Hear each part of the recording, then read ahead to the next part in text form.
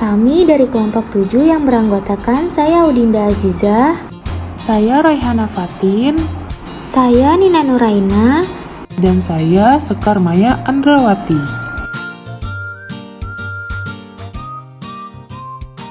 Selamat menyaksikan.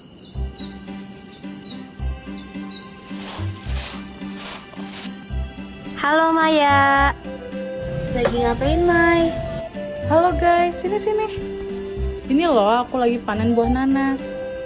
Wah, nanas, aku suka sekali. Mai, nanas sebanyak ini mau kamu apain? Bisa kali bagi-bagi ke kita. Nah, setuju. Mending dibagiin ke kita. Ini sebagian mau Maya jual ke pasar, sebagian lagi mau Maya makan. Dasar Maya pelit.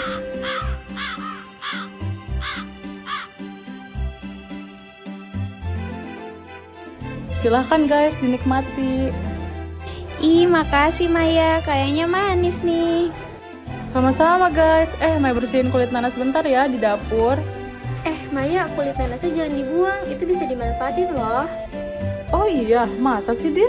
Yang bener aja kamu, Din. Iya, jadi kulit nanas itu bisa dimanfaatkan untuk dibuat minuman khas Meksiko dengan cara difermentasi loh.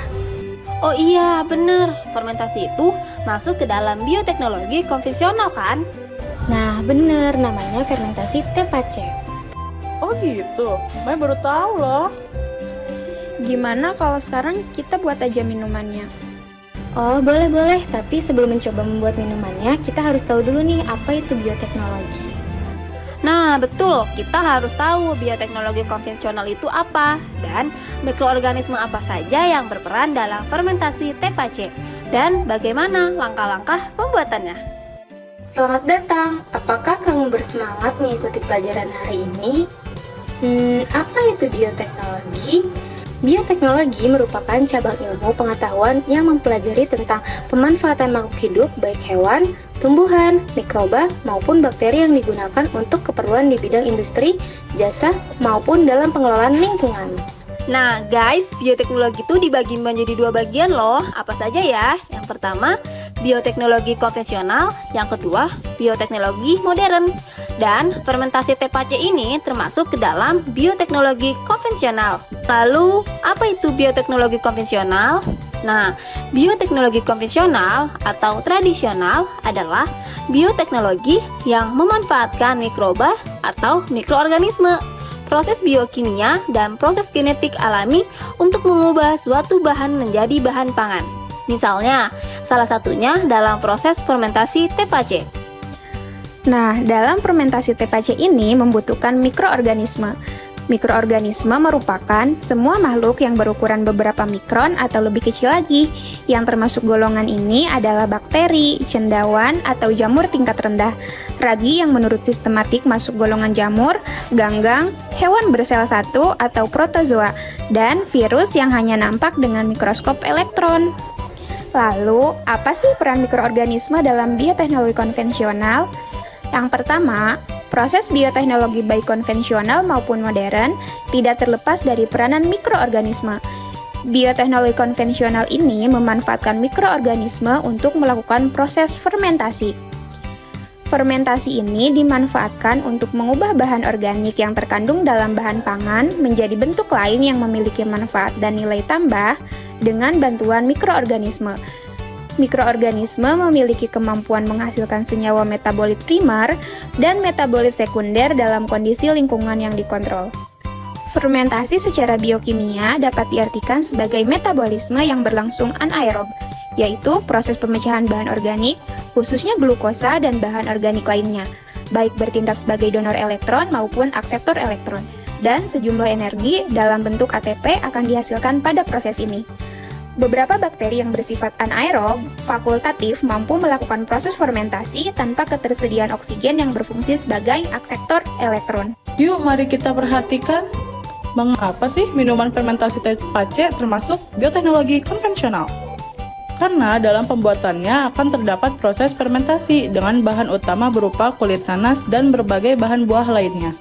Nanas merupakan tumbuhan tropis dengan buah yang dapat dimakan dan tumbuhan yang paling penting secara ekonomi dalam famili Bromeliaceae.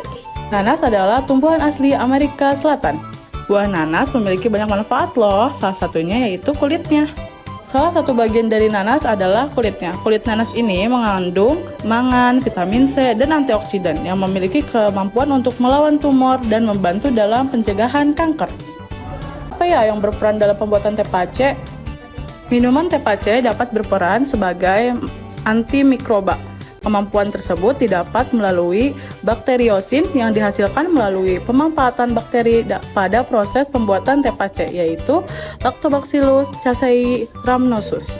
Bakteri Lactobacillus casei rhamnosus adalah jenis BAL yang dikenal mampu bertahan dalam saluran pencernaan dan mampu melakukan aktivitas penempelan pada saluran pencernaan dan menunjukkan sifat-sifat antimikroba dengan baik. Chouton et al. Juga menunjukkan bahwa Lactobacillus casei BL23 merupakan strain yang mampu secara nyata mencegah tikus dari serangan kanker. Oleh karena itu, BAL yang digunakan dalam fermentasi sari kulit nanas adalah strain Lactobacillus casei. Nah guys, jadi kesimpulannya teh pace merupakan produk hasil bioteknologi konvensional yang berbahan baku utama kulit nanas dengan bantuan Lactobacillus casei rhamnosus, maka terjadilah fermentasi yang terjadi saat metabolisme anaerob. Gitu penjelasannya teman-teman. Oh gitu, oke kita jadi tahu deh. Yaps. Oke, kalau gitu, mari kita buat minuman dari kulit nanas yang difermentasi, yaitu minuman khas Meksiko. Ayo. Yuk, mari kita simak pembuatan minuman teh pace. Alat yang digunakan yang pertama yaitu ada toples atau jar 1 buah, lalu ada talenan 1 buah, lalu ada pisau, saringan, dan bahan-bahan yang digunakan yang pertama itu kulit nanas, yang kedua gula merah, dan yang ketiga air. Selanjutnya, langkah-langkah pembuatan minuman teh pace. Yang pertama, bersihkan kulit nanas. Kedua, iris dan cincang gula menggunakan pisau agar mempermudah proses fermentasi. Ketiga, kemudian masukkan kulit nanas, gula merah, dan air ke dalam toples. Nah, pastikan semua bagian kulit nanas terendam air gula ya. Selanjutnya, aduk sedikit supaya gulanya larut, kemudian tutup toples sehingga rapat. Nah, yang selanjutnya, diamkan atau lakukan fermentasi. Nah, lama fermentasi disesuaikan dengan kebutuhan ya. Lalu setelah itu, saring teh pace, buang kulit nanasnya dan simpan di kulkas. Jadi deh. Wah, udah jadi minuman teh pacenya. Kira-kira rasanya kayak gimana ya? Rasanya ada manis dan ada asam juga. Sebelumnya aku juga udah pernah buat sih. Hehehe, maaf ya. Hai, kamu Fatin nggak bilang-bilang dari awal. Iya nih, kita nggak dibagi-bagi minumannya sama kamu, Fatin. Iya, nyepatin nih. Hehehe. Ya guys ya, maaf ya. Hehehe.